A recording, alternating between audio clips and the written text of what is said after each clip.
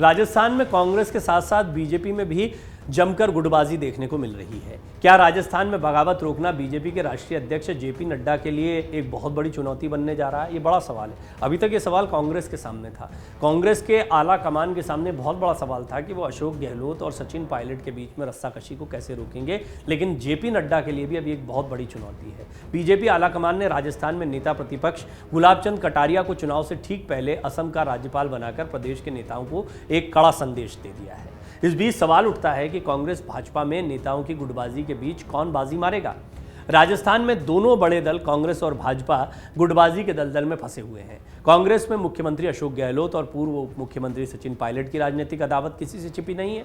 इन दोनों नेताओं के समर्थक नेता और कार्यकर्ता खुलेआम एक दूसरे के सामने हैं। अब तो और गहराता जा रहा है मामला, जैसे जैसे चुनाव नजदीक आ रहे हैं। पायलट भी संकेत दे चुके हैं, इशारों में कह चुके हैं जो भी निर्णय लेना है जल्दी लो, चुनाव का समय नजदीक आ रहा है। यहाँ तक कि खुद गहलोत और पायलट भी एक दूसरे पर बयानों के तीर चलाने से कभी चूकते नहीं हैं, भले ही पार्टी कितना कह ले कि अनुशासनहीनता बर्दाश्त नहीं की जाएगी। दूसरी तरफ राजस्थान में संगठन की मजबूती और गुटबाजी को नकारने का भाजपा लाख दावा करे, लेकिन हकीकत यह है कि 2018 विधानसभा चुनाव के बाद 7 सीटों पर हुए उपचुनाव में गुटबाजी के चलते उन्हें 5 सीटों पर मुंह की खानी पड़ी।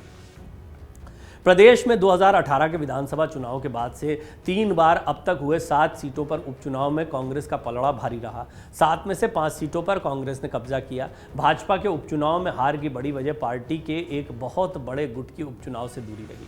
चुनाव के दौरान अंदर खाने तलखी साफ बढ़ती दिखाई देती है। इनमें प्रमुख नाम पूर्व मुख्यमंत्री वसुंधरा राजे का है। राजे के अलावा पूर्ववर्ती सरकार में कमान संभालने वाले कई मंत्री और बड़े चेहरे उपचुनाव से दूर दिखाई पड़े। ये राजे के समर्थक भी माने जाते हैं। क्या राजस्थान में बीजेपी गुजरात का फॉर्मूला लागू करने जा रही है? ये समझ लीजिए। माना जा रहा है कि बीजेपी राजस्थान में गुजरात फॉर्मूला लागू करेगी। यदि ऐसा होता है तो वसुंधरा राजे समेत कई दिग्गज नेताओं के टिकट खतरे में पड़ सकते हैं। तो मुख्यमंत्री चेहरा तो दूर की बात है, टिकट मिलता नहीं मिलता ये भी बड़ा सवाल है। कई नेता दबी जुबान में इस बार चर्चा करते नजर आ रहे हैं कि अगर गुजरात फार्मूला यहां अपनाया जाता है तो ये कई वरिष्ठ नेताओं के लिए नुकसानदायक साबित हो सकता है। पार्टी सूत्रों के अनुसार 70+ के नेताओं में पूर्व सीएम वसुंधरा राजे, कालीचरण सर्राफ, वासुदेव देवनानी, अशोक परनामी, नरपत सिंह राजवी समेत अन्य विधायकों के टिकट खतरे में पड़ सकते हैं। लेकिन राजनीतिक विश्लेषकों का यह भी मानना है कि गुजरात और राजस्थान की जमीनी हालात में अंतर है। विजय रूपाणी से प्रभावशाली नेता वसुंधरा राजे सिंधिया मानी जाती हैं। वसुंधरा राजे की अनदेखी पार्टी नेतृत्व को भारी पड़ सकती है। चुनाव से पहले बगावत को रोकना बड़ी मुश्किल होगी, बड़ी चुनौती होगी। राजनीतिक विश्लेषकों का यह भी मानना है कि राजस्थान में गुजरात मॉडल लागू करने के लिए भाजपा को न सिर्फ कड़ी मेहनत करनी होगी बल्कि मौजूदा रस्साकशी से पार पाकर सबको एक साथ लेकर ऐसी प्रभावशाली कार्य योजना बनानी होगी जो उसे सत्ता में ला सके। आपको बता दें कि भाजपा ने गुजरात में फॉर्मूले से इतिहास रख दिया था। चुनाव में 14 महीने पहले ही सीएम विजय रूपाणी के साथ 22 मंत्रियों को हटा दिया गया। देश में पहली बार चुनाव के पहले सीएम समेत पूरी कैबिनेट को इस तरह बदला गया। हालांकि राजस्थान के हालात अलग हैं। राजस्थान में तो भाजपा विपक्ष में है तो सत्ता में है नहीं। लेकिन हाँ, कौन कौन क्या क्या बन सकता, बहुत कॉन्फिडेंट है इस बार बीजेपी। इस तरह का रिवाज रहा है राजस्थान में। और बीजेपी ने ओवरऑल परफॉर्मेंस अगर देखा जाए देश में, हिमाचल के चुनाव छोड़ दिए जाएं तो बीजेपी का प्रदर्शन अच्छा रहा है। प्रधानमंत्री मोदी की लोकप्रियता भी बरकरार है। गुजरात जो बहुत ही सीमावर्ती राज्य राजस्थान का और राजस्थान का बड़ा प्रभाव पड़ता, वहाँ तो ऐतिहासिक जीत मिली है। तो इन सारे फैक्टर्स को ध्यान में रखा जाए और ये देखा जाए कि अल्टरनेट, एक बार कांग्रेस, एक बार 25 साल से ही इतिहास चला, वसुंधरा राजे अशोक गहलोत, वसुंधरा राजे अशोक गहलोत। तो ऐसे में बीजेपी के पास चांसेस बहुत ज़्यादा हैं। अब राजस्थान में फिलहाल तो बीजेपी विपक्ष में है, लेकिन उन्हें तैयारी वैसी ही करनी होगी जैसे कि वो सत्ता पक्ष में आ ही रहे हैं, क्योंकि रिपीट होने का जो कोशिशें हैं वो अशोक गहलोत भी कर रहे हैं। हर जगह उन्होंने एक मंत्र बना लिया है, चाहे सचिन पायलट हो चाहे अशोक गहलोत हो, रिपीट शब्द का बड़ा इस्तेमाल किया जा रहा है। ऐसा लग रहा है जैसे एक नारा बना लिया कि रिपीट हो जाएंगे हम इस बार। यूपी की सरकार का उदाहरण तक रखा जा रहा है उनके यहाँ पर। ऐसे में माना जा रहा है कि बीजेपी सत्ता में आने के लिए उम्र दराज नेताओं के टिकट भी काट सकती है। लगातार 2 या 3 बार विधायक बनने वालों के टिकट भी कट सकते हैं। नए चेहरों को उतारना एक चुनौती है। गुजरात में जिन नेताओं की लोगों के बीच लोकप्रियता कम हो गई उनके टिकट काट दिए गए थे और नए चेहरे मैदान में उतार दिए गए थे। गुजरात मॉडल लागू करने की स्थिति में भाजपा को राजस्थान में ऐसे चेहरे उतारने की चुनौती होगी जो जिताऊ हो। चुनौती ये भी है कि पिछले चुनाव में लोगों की ओर से नकार दिए गए नेता और गुटबाजी में लिप्त प्रभावशाली लोगों को किनारे कर नए चेहरों को मैदान में उतारा जाए। जिस तरह से कांग्रेस में नेतृत्व की होड़ खुलेआम है, भाजपा में आंतरिक लड़ाई छिड़ी हुई है। इस पर तत्काल कंट्रोल करके जनता में विश्वास पैदा करना होगा कि सब साथ हैं। चुनाव से पहले लोगों में ये विश्वास पैदा करना होगा कि नेताओं की गुटबाजी समाप्त हो गई है और सब मिलकर काम कर रहे हैं। एकजुट होकर काम करने की ये सबसे बड़ी चुनौती है जो फिलहाल बीजेपी के सामने भी दिखाई पड़ रही है। राजस्थान में पिछले 5 चुनावों में से परंपरा चली आ रही है कि एक बार कांग्रेस सत्ता में आती है, दूसरी बार बीजेपी आती है। शायद यही कारण है कि विपक्षी भाजपा को इस बार भरोसा है कि वो पुनः सत्ता में इसी फॉर्मूले के सहारे आ जाएगी। सत्ताधारी कांग्रेस गुटों में बटी हुई है, लेकिन मुख्यमंत्री अशोक गहलोत लगातार दावा कर रहे हैं कि सरकार रिपीट होगी। कहीं कांग्रेस की गुटबाजी भी उनकी पार्टी की नैया, यहाँ पर गुटबाजी जो है वो दोनों दलों के बीच में आपस में लड़ाई है। यानी कौन सी पार्टी ज़्यादा कमज़ोर होगी से ये पता लगेगा कि कौन सी पार्टी भारी पड़ने वाली है, अगर जनता के नज़रिए से देखा जाए तो कहीं कांग्रेस की जो गुटबाजी है वो उनकी पार्टी की नैया ना डुबा दे, ये भी एक बात है। कांग्रेस को लेकर की जाए बात तो यहाँ गुटबाजी का आलम बेहद ख़राब है। मुख्यमंत्री और खुद की सरकार को लेकर लगातार बयानबाजी हद से ज़्यादा हो रही है। इस बयानबाजी पर लगाम लगाने में पार्टी के नेता भी असफल साबित हो रहे हैं। कांग्रेस की इस गुटबाजी पर पार्टी आलाकमान भी लगाम लगाने में बार बार असफल साबित हो रहा है। जानकार कहते हैं कि पार्टी के नेताओं की गुटबाजी गहलोत सरकार की जन कल्याणकारी योजनाओं पर भी पानी फेर रही है। प्रदेश में लागू की गई कई योजनाएं देश भर में भाजपा के खिलाफ बड़ा मुद्दा साबित हो रही हैं, लेकिन राजस्थान में इसका असर बेअसर करने में पार्टी की गुटबाजी और नेताओं की बयानबाजी अहम भूमिका निभा रही है।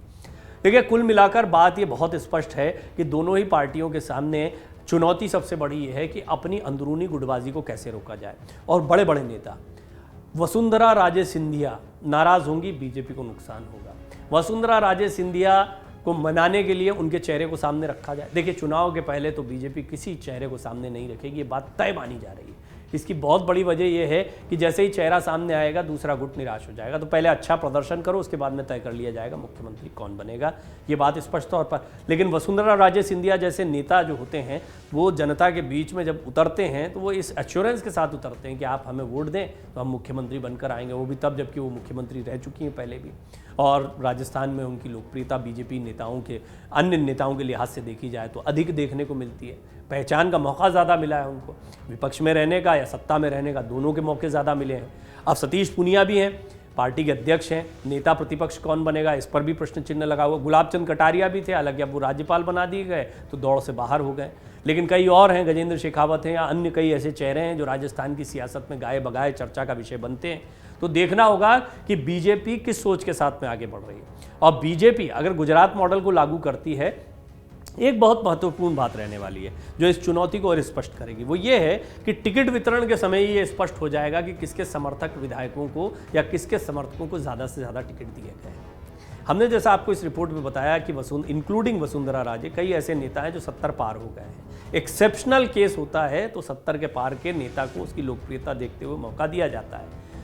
यही कांग्रेस के साथ में स्थिति, 72 साल के हो गए हैं अशोक गहलोत भी, और अशोक गहलोत लेकिन कुर्सी से हटना नहीं चाहते। वो दावा कर रहे हैं सर्वे करा लीजिए, हम ही जीत कर आएंगे, हमारे चेहरे पर जीतेगी कांग्रेस, ये बात वो कह रहे हैं। सचिन पायलट युवा चेहरा हैं, कोई युवा चेहरा अभी बीजेपी की तरफ, सतीश पूनिया या अन्य कई ऐसे नेता दिखाई पड़ते हैं जो सेकंड लाइन के नेता माने जाते हैं या जिनकी एंट्री हो सकती है। वसुंधरा राजे सिंधिया का यदि टिकट कटता है, सीएम फेस के तौर पर टिकट कटता है, तो ये तो माना ही जा रहा है कि विधायक के तौर पर तो उनको मौका मिलेगा, क्योंकि बात सिर्फ उनकी नहीं, उनके प्रभाव के क्षेत्र की कई सीटों की बात है। इसीलिए ये रिस्क नहीं लेगी बीजेपी, ऐसा माना ही जा रहा है।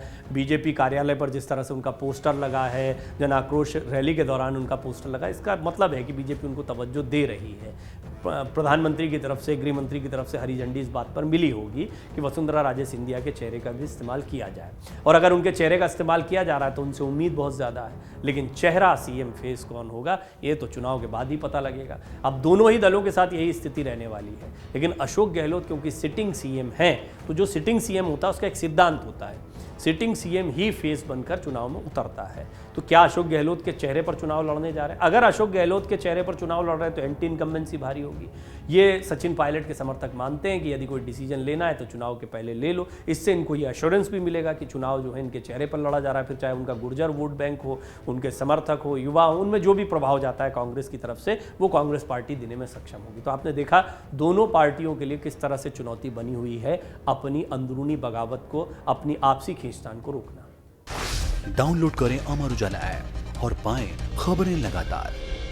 अगर आप ये वीडियो YouTube पर देख रहे हैं तो हमारे चैनल को सब्सक्राइब करें और बेल आइकन को दबाना ना भूलें। अगर आप Facebook पर ये वीडियो देख रहे हैं तो हमारे पेज को लाइक करें।